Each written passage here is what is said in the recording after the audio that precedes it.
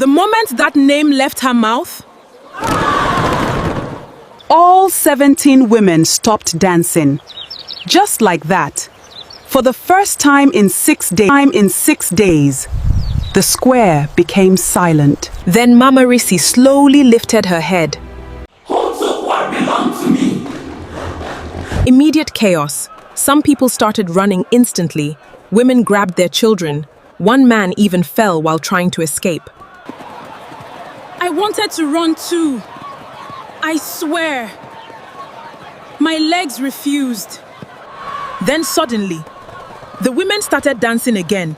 But this time, they were dancing harder, faster, angrier.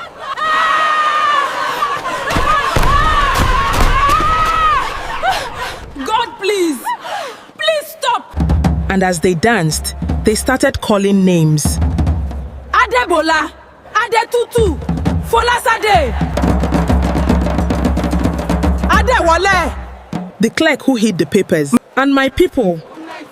That was how Agbẹ started breaking apart. By the next morning, 3 families had already packed their load.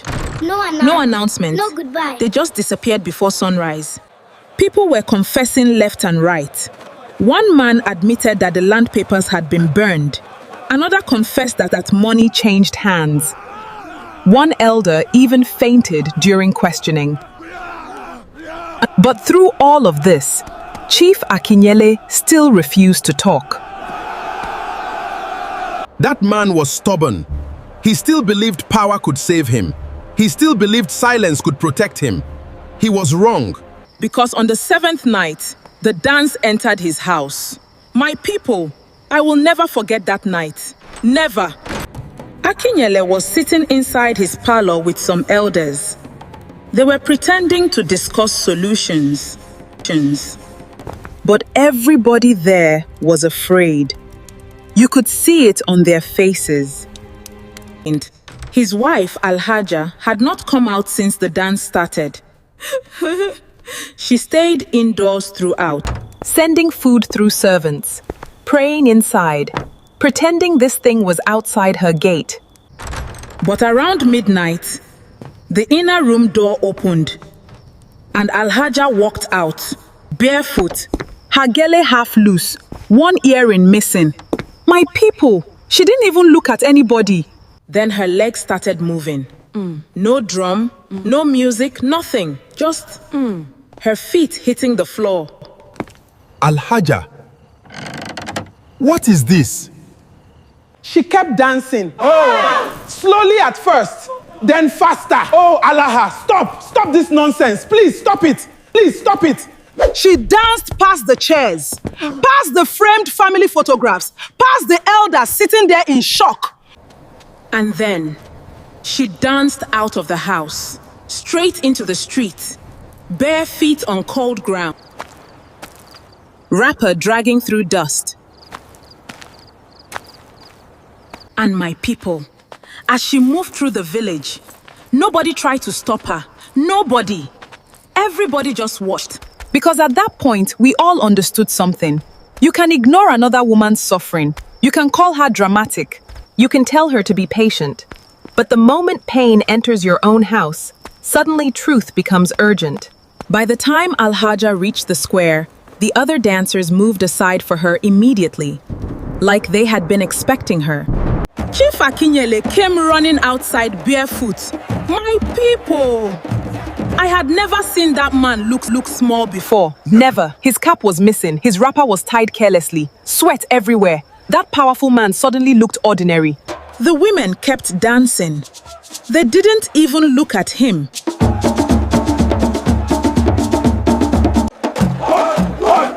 What do you want from me?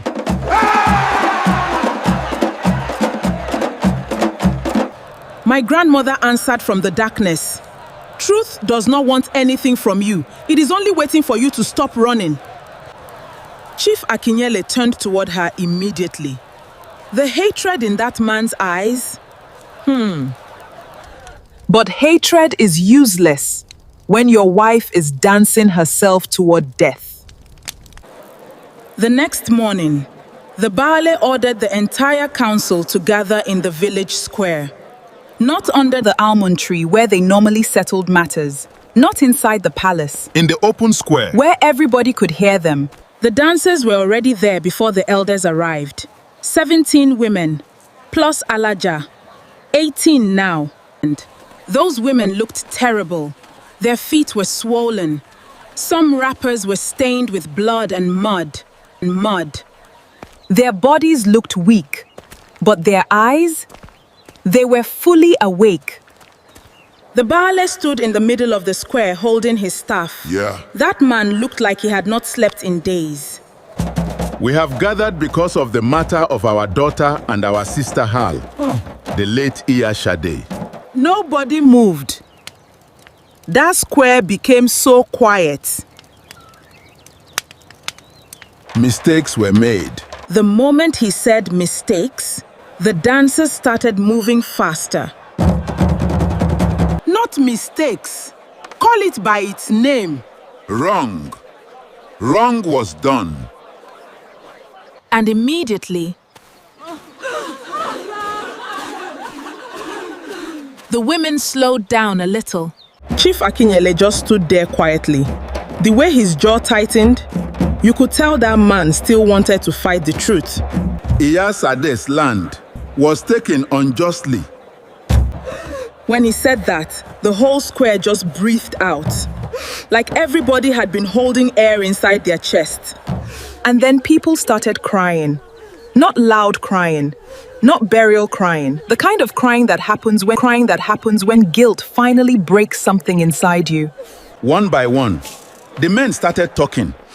I was told the papers were legal. I did not know everything. I only followed instructions. People just started confessing. You are all cowards. But whether they liked it or not, the truth was finally coming outside. The names came out, the money came out, the lies came out, the burned papers came out. One young man even admitted he hid documents inside the council office. And with every confession, the dancers slowed down, small by small, like the truth itself was weakening whatever held them. All except one person, Alhaja. At this point, everybody had spoken. The elders, the witnesses, the men who carried messages, the men who collected money. Everybody except one person, Akinyele.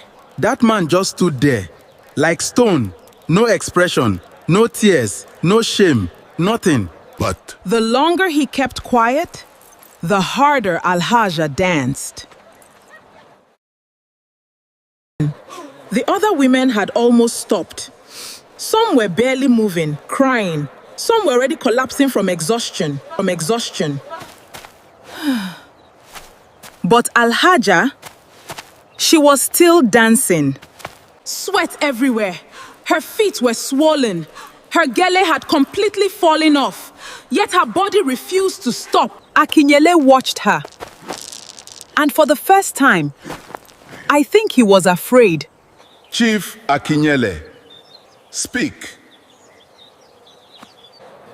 Chief Akinyele looked around.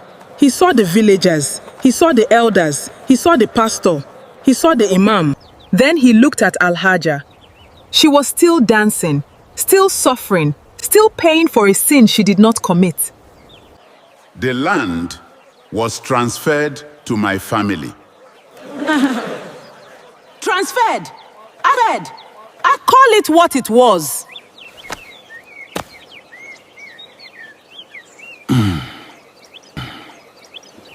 No. It was stolen. The moment he said it, everything stopped. Alhaja froze. For 1 second, she just stood there, like somebody waking from a nightmare. Then her legs gave way. 2 women grabbed her before she hit the ground. And that was it. The square exploded. Husbands ran toward their wives, their children ran toward their mothers. Sisters held sisters. People fell on their knees. People cried. The kind of crying that comes when suffering finally lets go. For a few seconds, We thought it was over. But then, I noticed something. Mama Risi was still standing. Everybody else had fallen. Everybody else had stopped. But Mama Risi, she was just standing there. It didn't look normal. Her face had gone completely still. No blinking, no expression. Then, she slowly lifted her head and started looking around the square. One person at a time, one face at a time. When her eyes reached me, they stopped. I actually turned around.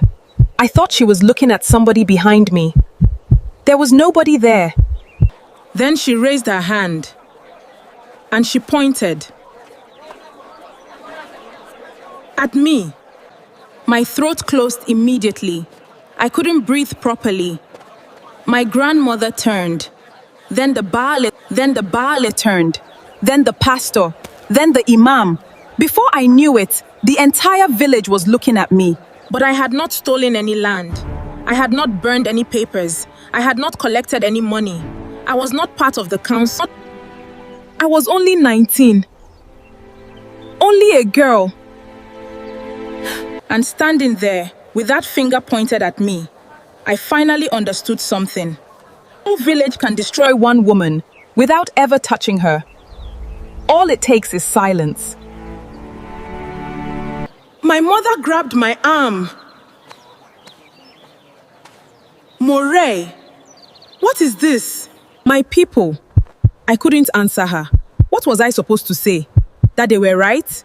That the dead woman had chosen correctly? I looked at my grandmother, but that old woman just stood there. She didn't defend me. She didn't rescue me. She only looked at me. Then she said quietly, Speak, child. But what could I say? That I saw Iyasade kneeling in dust. That I heard Chief Akinyele's boys laughing. My mouth opened.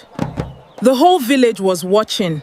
My mother, the Baale, the Imam, the dancers, everybody. I opened my mouth and no words came out. Mama Risi began to dance again, slowly, one step, then another. The others who had been lying on the ground began to stir. No! I stepped forward. The square blurred. I could feel everybody looking. I saw her. Say her name. I saw Iyashade. I saw her outside the Baale's compound. She was begging. They laughed at her. I heard them say she would get tired. I heard them say a widow cannot fight a whole town. I saw my uncle come out with money. I did not tell anybody. Knew it was wrong, but I kept quiet because I did not want trouble. The square went silent. Then the wind moved.